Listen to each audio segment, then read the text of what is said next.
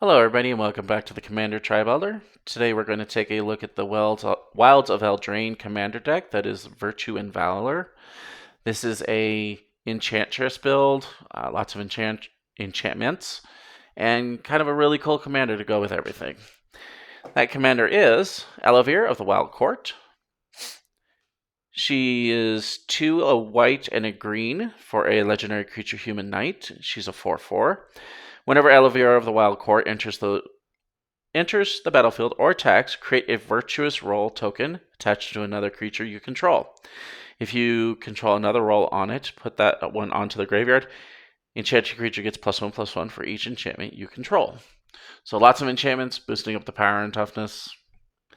And then, whenever an enchanted creature you control deals combat damage to a player, you may draw a card. So not only is she boosting up our creature's stats, not only is she producing tokens and token enchantments, but she's also a draw engine. So a lot of cool stuff going on in this commander. The other commander that they have for it is Guildwayne, Casting Director. It's 1 and a green and a white for a legendary creature human bard. It's a 2/3. Whenever Guildwayne, Casting Director, or another non-token creature enters the battlefield under your control, choose one. Create a Royal Role token attached to that creature, create a Sorcerer Role token attached to that creature, or create a Monster Role token attached to that creature. I do not have the other roles on me right now. The one that I think I like the best out of these three is the Monster Role. It gives +1/+1 and trample, as this is sort of a attack-centered deck. That one's probably the better one to make. We're not going to use this as the main commander, so it doesn't really matter that much. And actually, I'm going to go ahead and do this as my standard format. I'm going to tell you what I removed, what I put in its place, and then we'll go from there. Also, this is not a 10 in, 10 out. This is just what I felt to take out. I think I took out 20 cards. And of course, budget's really not an object for me as far as like what I put in. I just kind of put in what I have. But yeah, let's go ahead and go from there. The first thing that I really noticed with this deck is that it had a ton of basic lands. I think it only came with 4 to 6 non-basics. And just for Commander, that seems kind of low. You want a better variety of land, even in a 2-color deck. So I went ahead and took out 3 plains or 3 forests and 1 plains, and I went ahead and replaced those with a Brushland. You could tap it for a colorless. You can also tap it for a green or a white, and it'll do 1 damage to you. Not a huge deal on the damage. This is one of the few lands that'll actually deal damage to you. The other one actually is Temple Garden. It is both a force and plains, which can matter. As it enters the battlefield, you may pay 2. If you don't, it enters the battlefield tapped. So this is just 1-time shock land. And next, I added in Overgrown Farmland. It enters the battlefield tapped unless you control 2 or more other lands. I like this because it's just other lands, not non-basic, not basic, just any other 2 lands. And it gives you either a green or white mana. Next, I added in Reliquary Tower. You have no maximum hand size, and it'll tap for colorless. The main reason I put this in here is because I know it's not diversifying my mana, but with this deck, I found that I am able to draw, 3, sometimes 4 or 5 cards in a turn, especially in the mid to late game. I didn't put in a huge no hand size limit package like I did my wall deck. That deck can draw like 15 to 20 cards in a turn if I give it a chance. This one, it just draws, 3, 4, 5 cards per turn at times. So I figured it'd be kind of nice to have at least one thing in there that can possibly get me to keep all my lands. The next thing I removed was some of the more janky non-basic lands. One area that I felt that this deck really needed a lot of help in was the removal. So other than the first one of these, I believe the rest are all removal spells after the first one. So the first one I removed was Mirror Landscape. It enters the battlefield tapped. That sucks. You can tap it for a colorless. That's okay. And then you pay 2, tap it, sacrifice Mirrored Landscape, search your library for up to 2 basic land cards that share a land type, put them into the battlefield tapped, and then shuffle. Its counterpart, Croson Verge, is in the deck still. This is essentially the same thing, except it says go search for a forest card and a plains card, and this is where some of them say plains and island or plains and forests will come into play, because you can grab 2 plains, you can grab a basic forest, and then a plains that has a plains and a forest. Just all sorts of different things that you could do with it. But yeah, I took this one out because it was just a little too limited. In its place, I put Fortified Village.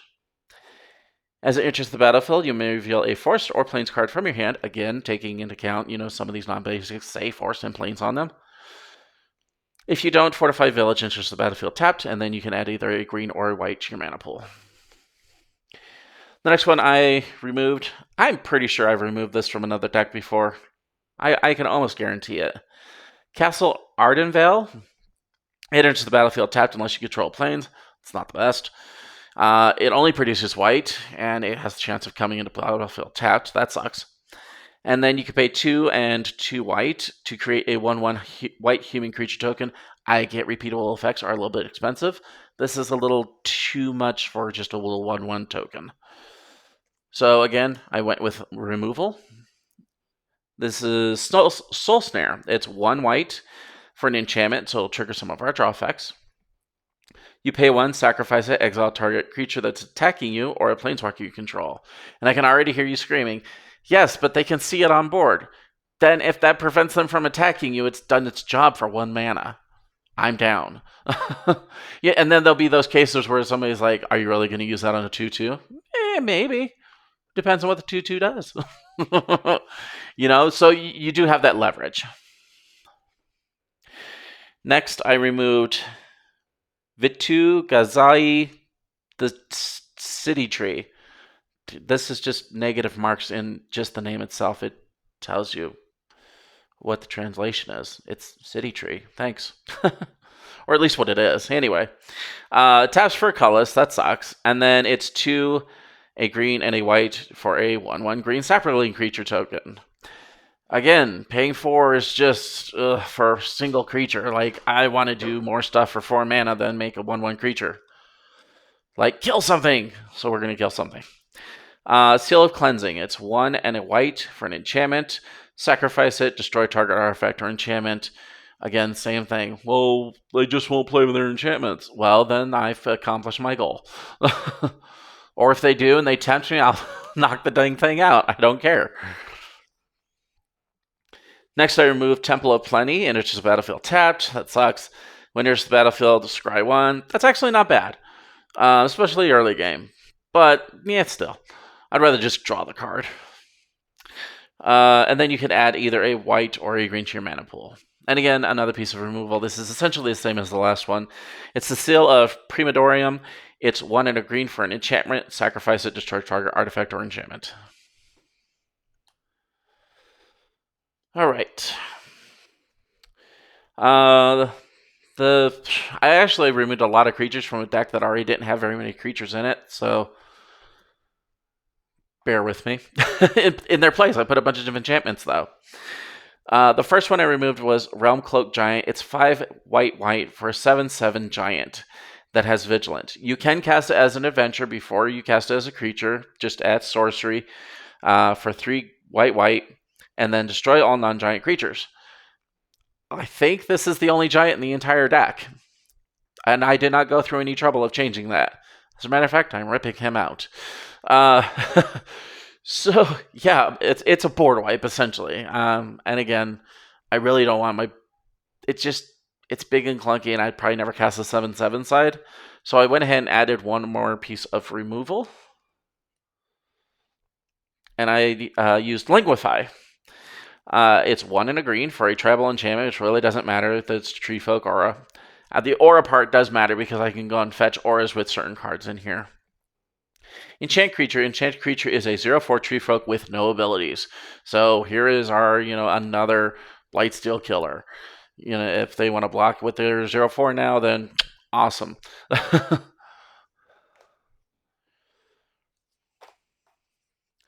Next, I removed Warbriar Blessing. It's 1 and a green for our enchantment.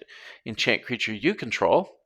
When Warbriar Blessing enters the battlefield, enchanted creature fights up to 1 target creature you don't control, which fighting is just they deal their power to each creature and then figure out the results. And then enchanted creature gets +0/+2. I did not like that this forced a fight with giving a defensive stat boost. If it gave an offensive stat boost, I might have just left it in. So speaking of offensive stat boosts,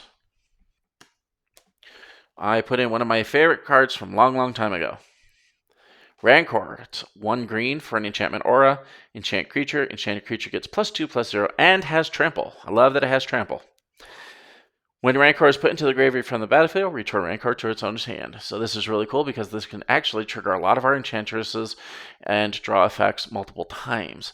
If the creature dies and then it goes into the graveyard, it goes to my hand and I play it again. It just gets knocked down and gets up again. The next one I removed was actually kind of a cool card. It's Sir Armand, the Redeemer. It's 3 green and a white for a legendary creature, Human Knight. That's a 4/4. When it enters the battlefield, create a monster roll token attached to another target creature you control. Yes, I said I like the monster roll token the best. That doesn't mean it's the best option, though. It's actually not horrible. The main thing, and then it has a anthem effect of enchanted creatures you control get +1/+1. The big reason I removed this is that it's just a little janky at 5, and I really don't need an anthem effect. I would rather play multiple enchantments and trigger my draw triggers to get more cards in my hand and play more enchantments. Just keep that cycle going. This kind of comes out, it's not an enchantment, and it stops that cycle almost instantly with just the one. And then after, yeah. So I went ahead and put in Archetype of Courage. It's 1 white for a 2/2. It is an enchantment. It is a human soldier. Creatures you control have first strike. Creatures your opponents control lose first strike and can't have or gain first strike. I just felt this was a little bit better than that Anthem effect. Like, that was the big thing, really. Just, I hate paying 5 for Anthem effects. It's really hard for me to do that unless I'm, like, bringing out some token creatures, even if they're 1/1s. Like, there's a soldier that does that. The Siege Gang Commander does it. Except he doesn't even provide a bonus. He's just a sack outlet, which is still really cool. I use him a lot. I love him. I just didn't feel with just the 4/4 and the little stat boost. I think my creatures are going to get big enough on their own with all the enchantments that are put into it that having first strike really just kind of brings it up over the top a little bit better. Next card I removed was Verdant Embrace. It's 3 green for an enchantment aura. Enchant creature gets +3/+3 and has, at the beginning of each upkeep, create a 1/1 green Saproling creature token. Yes, the stat boost is pretty nice. Not for 5 mana, though. I get that I'm getting a creature every turn. It could help. This one was kind of another one that was a little bit harder to remove, but I went for just a huge stat bonus for 1 less mana. And evasion. And that's in Armored Ascension. It's 3 and a white for enchantment aura, enchant creature. Enchanted creature gets +1/+1 for each planes you control and has flying. I know it doesn't really sink in with the bonuses being attached to enchantments. It is attached to my land instead, which, again, some of those lands that say forests and plains play into this. It doesn't say basic plains, it just has to be a plains. So I went for the big overall stat boost on 1 creature instead. And I did remove the other commander. I'm really not going to go ahead and read him again. There he is. And he is gone. And that was the reason I put this card in. I do have the better search card, Enlightened Tutor. I have it in a deck somewhere, and that would probably go in this place, but I found this one, so this is going in instead. It's Open the Armory. It's 1 and a white for sorcery. Search your library for an aura or equipment, which there are none. Reveal it, put it in your hand, shuffle your library. Yeah, I didn't like that it gave all these weird roll tokens. That it'll take off my Valorous roll token, which is the one that I really want because that gives the huge stat bonus. So, and I wish they could have more than one roll on them, but I guess it makes sense the way that they word it that it doesn't. The next one I pulled out was the Celestial Archon. It's 3 white for an enchantment creature, Archon, and it's a 4/4. It has flying for strike, and it has Bestow, which just means that you can play it as an enchantment. For 5 white, and then the enchanted creature gets +4/+4 and has flying and for strike. I removed this mostly for cost. It's nice that it has the flying. It's nice that it has the first strike. The stat bonus is really nice. I just did not like the 5 or the 7. I find it really hard to use anything that has the words bestow on it. I think I left one in, and that's because the bestow cost was actually pretty cheap, and it does basically what the virtue tokens does, or the virtuous tokens. And I think it was only 4 for the bestow, which isn't bad for that ability. But this was just too much, and I would want to do it that way. Honestly, I'd rather attach this to a creature, have it fall off. But just saving up for that 7 mana is it's real stressful. So I went ahead and put in something that has got even better evasion, and that's Spirit Mantle. It's 1 and a white, enchanted creature. Enchanted creature gets +1/+1 and has protection from creatures. So I can just attack right on in. It cannot get blocked. Yeah, it cannot be blocked, targeted, or dealt damage by creatures. So even their abilities that are targeting this or doing damage doesn't do a darn thing. It still can get, negative effects, but that's a different story. Next, I went ahead and removed, the next 2. These are so bad. It's Oxdrover. It's 3 and a white for a creature, human peasant. It's a 4/4. It has vigilance. Yay, this is all good stuff. Can't be blocked by oxen. Yay! When Oxdriver enters the battlefield or attacks, target opponent creates a 2/4 white ox creature token, and I draw a card. I have way better ways of drawing cards than this. This one creature can't be blocked by all those ox tokens, but every other creature I own can be, if it does have flying or something on it. And that's a pretty beefy creature to be given to your opponents. A 2/4? That's ridiculous. That's such a high-end toughness just to I cast this creature and now, hey, you're being rewarded my opponent for, doing nothing. That's just so bad. Ugh, I just absolutely hate this card. I really, really do. So I put in a much easier way to draw cards. I put in Sithis, Harvest Hand. It's green and a white for 1/2, legendary enchantment creature nymph. Whenever you cast an enchantment spell, hey, guess what? I'm gaining life and drawing a card for 2 mana, and I don't have to give you anything. So much better way of drawing cards than that. This one I kind of almost left in, but I was like, no, it takes too long. It's too expensive. It's Liberated Livestock. It's 5 and a white for a creature cat bird ox. That's a 4/6. When it dies, create a 1/1 white cat creature token with lifelink, a 1/1 white bird creature token with flying, and a 2/4 white ox creature token. For each of those tokens, you may put an aura card from your hand and or graveyard into the battlefield attached to it. Yeah, these could be really cool to do. I think the thing that got me with this was the processes of doing it. I have to have 6 mana, and then I have to try to figure a way to kill a 4/6 without any sack outlets. I mean, I could add sack outlets, but then we're going into like secondary, third fourth tier, you know, sub themes here. So it's like, I mean, this would actually be really cool in like, I don't know, like some other deck that's like got some sort of weird like aristocrats kind of thing to it. Like, yeah, you pay 6 and you sack it and you get all these things, and then you can make them bigger by putting enchantments on it. But yeah, it felt big and clunky here. Like trying to kill it was like the big thing for me. I mean, yeah, we'll just use it as a blocker.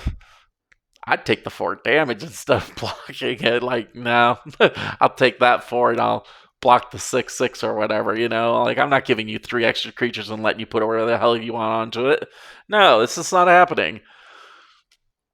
So in its place, I put another form of protection. I put in Karmic Justice. It's 2 and a white. Whenever a spell or ability an opponent controls destroys a non-creature permanent you control, you may destroy target permanent that opponent controls. A lot of our just other. That's why I put in like the enchantment removal. If those get destroyed, then I can go ahead and use them to destroy, yeah, just any target permanent. So like they kind of double up in a weird way. Um, these the Soul Snare, the Seal of Pandemonium, the Seal of Cleansing. If those get destroyed by my opponents for some reason, like they do a enchantment sweeper, well now I can take and just hit 3 or 4 of their things.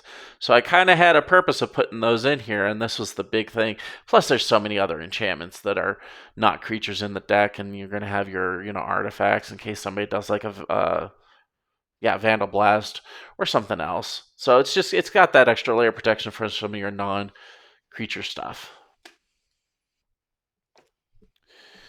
I did remove a board wipe. I think I only have 1 left in the deck. Generally, I love this card. I just felt that its place in this deck was a little weird. It's 4 and a white.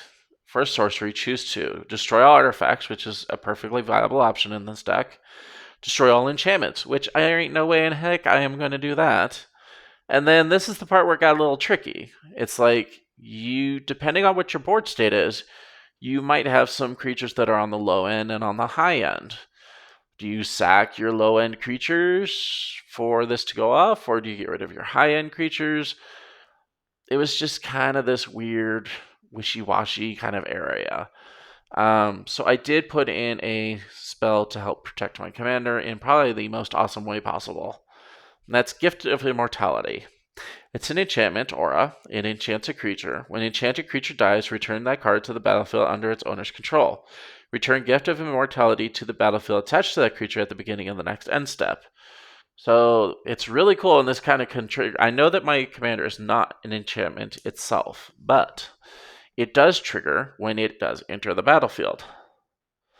So you kill my commander, it goes into the graveyard, then it comes right back out, it triggers because it entered the battlefield, then this can come out of the battlefield and trigger any draw effects that I have at the end of the turn. So it's this kind of cool little cycle that can be done. I almost wish I did have a sack outlet in this deck. Alright, the next card I removed is Pollen Bright Wings. It's 4 white and a green for an enchantment aura. Enchants a creature. Enchanted creature has flying. And whenever an enchanted creature deals combat damage to a player, create that many 1/1 green sapling creature tokens. I like a lot of this card. I know I've said it was kind of hard trying to figure out some of the things to remove for this deck. It really, really was. This is another one that I kind of was like deciding whether to leave in or not. And I think the big thing that caught me was the cost. If it's one thing I do with decks, especially pre-con decks, if I'm going through them, I want to reduce that top line mana cost. I want to reduce it as far down as I possibly can. And I want to find something that kind of does what it does or is similar. And I mean, I didn't put anything in here that makes more creatures. That's basically impossible at the mana limits that I want to have put in.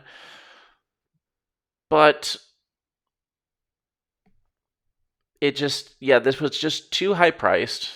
Yeah, I could grab 13 tokens in one turn. I just felt like board wipe would come right after that. So I put in all that glitters. It's 2 and a white for an enchantment aura. It enchants a creature. Enchanted creature gets +1/+1 for each artifact and/or enchantment you control. So maybe instead of hitting a board wipe, maybe they do single target removal, and all they waste is 2 mana, not 5, and a whole board state. I mean, that's not really a reason to. I mean, the big thing was the mana cost. I just seems like a constant theme for Wizards to be putting in all these really high cast cards. I know there was already a ton of ramp in the deck. I didn't add any ramp to this deck. It had plenty all on its own. Didn't need any. But that still doesn't justify putting in 10 cards that cost, 6 or more. It really doesn't, but that's what they do anyway. So I'm here to break that. The next card, or the last card I removed, was Tithe Taker. It's 1 and a white for a 2/1 creature human soldier. During your turn, spells your opponents cast cost 1 more to cast, and abilities your opponents activate cost 1 more to activate unless they're mana abilities. And then it has Afterlife 1, which just means when this creature dies, create a 1/1 white and black spirit creature token with flying. I wasn't sure why this was put in the deck. This is kind of a taxation effect and not really anything having to do with enchantments. So I put in this thing called an enchantment. I put in Daybreak Coronet. It's 2 white for an enchantment aura. Enchant creature with another aura attached to it. Yeah, that's such a horrible downside since our commander just throws these tokens on everything that are enchantments. Enchanted creature gets +3/+3, has first strike, vigilance, and lifelink. So it's kind of made up for some of the other ones I pulled out. Excuse me, like the Palm Bright Wings, and even the Bestow creature. It's like I still have that type of effect in the deck, like that big boost, and then the flying and the first strike. So I try to even it out and still, leave options open. So that's it. That's my upgrade for this deck. I've play tested it a few times. It actually works really well. I do have the other Wilds of Eldraine commander deck. I don't know if I'll be doing that next, or I might just do one of my own deck techs. I do have a precon that I stripped down and started from scratch on, and I really love the way it came out. I might go ahead and show that next. I'm not sure. I'm still twiddling my thumbs with the Sliver precon deck from Commander Masters. I kind of got what I'm removing from it, but I'm like looking at my other Sliver deck and I'm like, okay, if I don't touch this deck, what the heck do I add into this? Like that little piece of me still just wants to add the Sliver Overlord as the commander and say the heck with it and rip the other one out later on and then just do all those stupid machinations that I do with the deck anyway. So yeah, that's just a hard one to like put any sort of unique twist on. I don't regret buying the deck at all. There's some cool cards in there. I might even just leave it as is. No, I won't leave it as is. That's the math in there's too complicated for that. Anyway, I also do have the Doctor Who set on pre-order. As soon as I get those in, probably that next Monday, I will be going over those. And that's all I see in my future right at the moment. So, and I know I've been stalling on this for some stupid reason. I guess I just want it to be perfect. I have a Merfolk deck that I want to show also as one of my deck techs. It's kind of a little, I don't know. When everybody's like, well, it's just 2 of us, I'm like, hey, let me grab my Merfolk. Anyway, so that's kind of what I got going on right now. One of those things will be happening next. So until next time, we'll see you later.